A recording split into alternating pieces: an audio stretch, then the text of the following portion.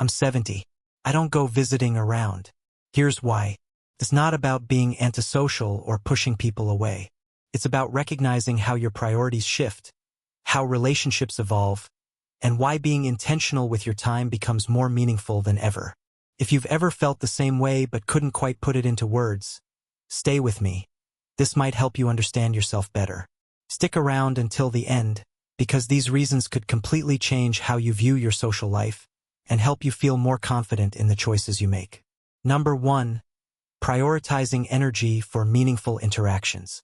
At 70, you start to truly realize that your energy is no longer unlimited. Things that once felt easy, driving across town, sitting through long conversations, attending every gathering, now require more effort. It's not that you don't care about people. It's just that you have to be more thoughtful about how and where you spend your energy. In your younger years, being social often meant staying connected, maintaining a big circle of acquaintances, and attending every event. But with age comes clarity. You begin to value quality over quantity. It's no longer about seeing everyone. It's about spending time with those who bring joy, comfort, and genuine connection. Casual visits that once seemed necessary now feel draining. Why use your limited energy on small talk or shallow connections when you could be investing in relationships that actually matter? Think about how many times you've gone somewhere just because you felt obligated and left feeling mentally and physically exhausted. You sit through surface-level conversations, engage with people who hardly know the real you, and wonder why you didn't just stay home instead. Eventually, you come to a powerful realization. Your time is valuable and not everyone is worth giving it to. Take Frank, for instance. He used to say yes to every invitation because he was afraid people would think he didn't care. But over time, he noticed something. The people who truly valued him didn't need constant visits. They stayed connected in deeper, more intentional ways. Socializing became something to look forward to again, not something to dread. It's not about isolating yourself. It's about being wise with your time. You don't need to be everywhere, and you don't have to prove your loyalty with frequent visits. Real relationships aren't measured by how often you show up, but by the respect and care that exists between visits. Number 2. Avoiding unnecessary stress and drama. One of the most valuable lessons that comes with age is learning that not every social interaction is worth your peace of mind. Maybe in the past you tolerated gossip, conflict, or toxic energy just to keep the peace. But now you know that your peace is the priority. It's not that you don't care about people, it's that you don't have the emotional bandwidth for drama anymore. You no longer feel the need to argue about small things, revisit old disagreements, or engage in conversations that leave you frustrated or upset. If spending time with someone means dealing with tension, judgment, or uncomfortable dynamics, whether it's a relative with passive-aggressive comments or an old friend who never listens, you start asking yourself, why am I doing this to myself? Think about it. Have you ever walked away from a visit feeling drained? Maybe you sat through a dinner filled with negativity, or visited someone only to be met with criticism and gossip. At this stage in life, every moment is precious. Why waste it in environments that take more than they give? Take Helen, for example. She used to visit certain family members often, even though it always left her feeling emotionally exhausted. There was always tension, always some disagreement, and never any real appreciation. One day, she simply decided she had enough.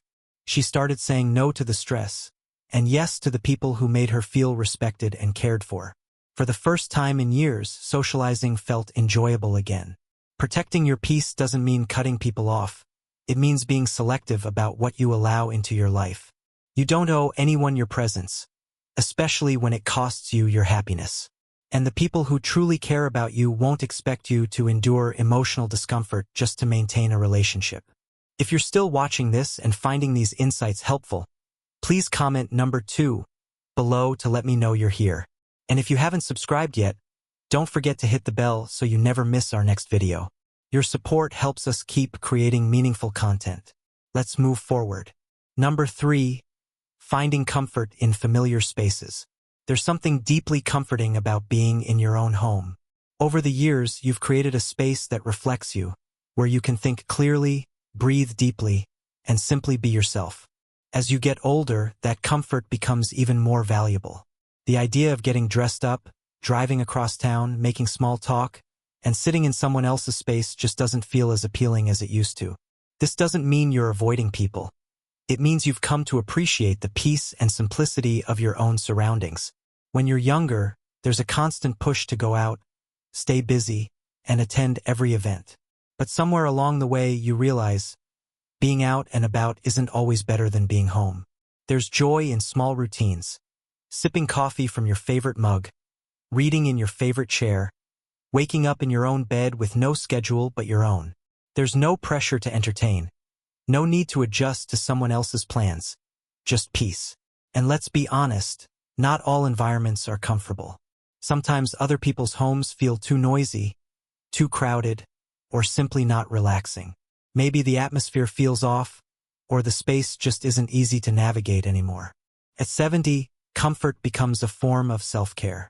It's okay to choose environments that feel safe, warm, and familiar, even if that means declining an invitation now and then. Take Bill, for example. He used to feel bad about turning down get-togethers, but every time he went, he found himself counting the minutes until it was over.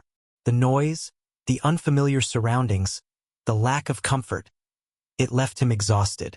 One day, he stopped forcing himself to go places just because he felt obligated.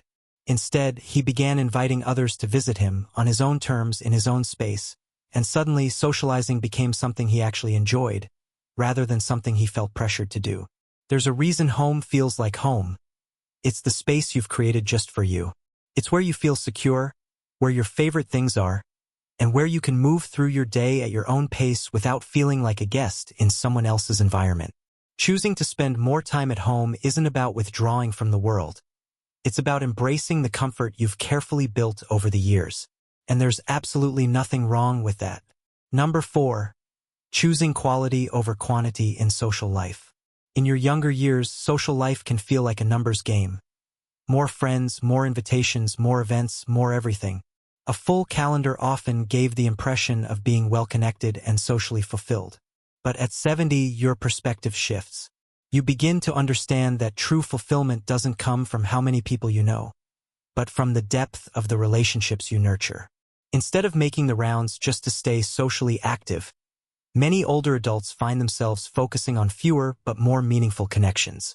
There's no longer any need to impress, prove, or maintain relationships that don't bring genuine joy or peace. You realize that the people who truly matter don't need constant check-ins or frequent visits to feel close. A meaningful friendship isn't built on physical presence.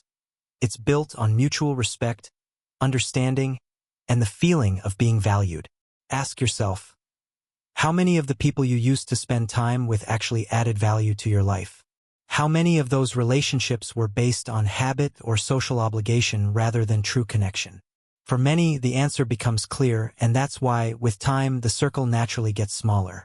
But it also becomes more precious. Take Nancy, for example. She once felt pressured to keep in touch with everyone, constantly calling, making visits, and organizing meetups to make sure she wasn't forgotten. But over time, she realized something important. The people who truly cared about her didn't need all of that to stay connected. She began focusing on friendships that felt easy, the kind where you can go weeks or even months without seeing each other, but still pick up like no time has passed. Suddenly, her social life became less about obligation and more about joy. Choosing quality over quantity doesn't mean shutting people out. It means making space for the relationships that uplift you and letting go of those that don't. It's about understanding that true connection isn't about how often you see someone, but how you feel when you're with them. If you're still watching and finding these insights helpful, please comment number 4 below. And if you haven't yet, hit that subscribe button and turn on notifications so you don't miss our next videos. Your support means the world to us. Now let's continue. Number 5. A shift in priorities and personal reflection. As you reach 70, something changes in how you view the world. The things that once seemed so important, always being out, being seen, staying socially busy, start to fade into the background. Instead, you begin to focus on what truly matters. You realize your time is a precious resource, and you start making choices that align with what brings you peace, fulfillment, and contentment. For many older adults, this shift means that visiting people just for the sake of it doesn't feel as necessary anymore. You no longer feel obligated to attend every gathering or say yes to every invitation, especially when those things no longer align with what brings you joy. There's a growing appreciation for quiet moments, self-care, and simply being present in your own life. Some people find new purpose in hobbies they never had time for before. Others find fulfillment in reading, gardening, or just sitting peacefully and reflecting. Think about it. How many times have you done something just because it was routine, not because it made you happy? In younger years, it often felt necessary to keep up appearances, meet expectations, and stay constantly active. But now you have the freedom to make different choices. You can prioritize what fills your cup, not what drains it. Take Robert, for example. He spent most of his life being highly social, attending events, hosting gatherings, always making sure he showed up. But as he grew older, he discovered that solitude brought him a deeper sense of peace than social activity ever had. He started spending more time outdoors, going on gentle walks, reading books he'd long put off, and thinking about what really brought him joy. Instead of forcing himself to keep up with others' expectations, he embraced a slower, more intentional way of living. Being alone didn't make him lonely. It gave him control over his time, his thoughts, and his energy. This shift in priorities isn't about shutting people out. It's about finally honoring yourself. It's about realizing that the best way to live these years isn't by clinging to old routines, but by embracing what feels right, what brings peace, and what adds meaning to your life. Now, let's talk about one last but equally important reason. Number 6. Recognizing that true friendships don't require frequent visits. One of the most eye-opening realizations that comes with age is this: the strongest friendships aren't dependent on how often you see or call each other. When you're younger, it may feel like relationships need constant upkeep. Regular calls, frequent get-togethers, and always staying in touch. But at 70, you begin to understand that genuine bonds don't fade with time or distance. Life naturally takes people in different directions. Families grow, responsibilities shift, and routines change. But the relationships that truly matter, the ones rooted in mutual care and deep understanding, don't require constant reinforcement. They're built on something more lasting than physical presence. Some of the closest friendships are the ones where you can go weeks, months, or even years without speaking. And yet, when you reconnect, it's like nothing ever changed. The conversations flow, the laughter returns, and the bond feels just as strong as ever. Think about your own life. Chances are, there are people you rarely see but still feel deeply connected to. And on the flip side, there may have been people you visited often in the past, but the connection never felt truly fulfilling. Take Eleanor, for instance. She used to feel bad for not visiting friends and relatives as frequently as she once did. She worried they would think she didn't care. But over time, she realized something important. The people who genuinely loved her never made her feel guilty. They understood that life changes, and that true friendship isn't about frequency. It's about sincerity. This is why so many older adults stop putting pressure on themselves to keep up socially. True friends don't require you to constantly show up. They're simply happy when you do. These are the friendships that offer peace, not pressure. And if someone makes you feel bad for not visiting enough, it may be time to ask yourself, is that the kind of relationship I want to keep nurturing? If you're still watching and finding these thoughts valuable, please comment number 6 below so I know you're with us. And if you haven't subscribed yet, now's a great time to do so. Hit the bell icon so you don't miss out on our upcoming videos. Your support helps us keep bringing you content that's thoughtful, honest, and helpful. Final thoughts. As we wrap up, I invite you to take a moment and reflect on these 6 reasons why visiting people less often, especially at 70 and beyond, isn't something to feel guilty about.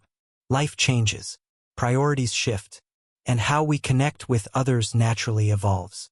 Whether it's preserving your energy for meaningful conversations, avoiding unnecessary stress, enjoying the comfort of your own home, choosing deeper connections over numerous ones, embracing new priorities, or understanding that real friendships don't depend on constant presence. Each reason is valid, and each one matters. One of the greatest gifts of aging is freedom, the freedom to live life on your own terms. You no longer need to show up just to meet expectations. You get to choose where your time goes, who you spend it with, and how you want to feel. That's not being distant. That's being deliberate. And when you do decide to visit, it's not out of pressure. It's because your heart truly wants to be there. That's what makes your presence meaningful. Remember, your worth is not measured by how many visits you make. It's reflected in the love and kindness you bring to the relationships that matter most. The people who truly care about you will understand that love isn't about how often you show up. It's about how deeply you care, in your own way. So let go of the guilt. Embrace the way you choose to connect. And know that your time, your energy, and your peace are all worth protecting. Thank you so much for joining us today. We'd love to hear from you. Leave a comment below and share one insight that resonated with you, or how you plan to apply these thoughts in your life. Your reflections mean a lot to us, and they help us stay inspired to continue creating thoughtful content. If you enjoyed this video and found it helpful, don't forget to like, subscribe, and share it with someone who might need to hear this message today. Thanks again for watching, and we look forward to seeing you in the next video.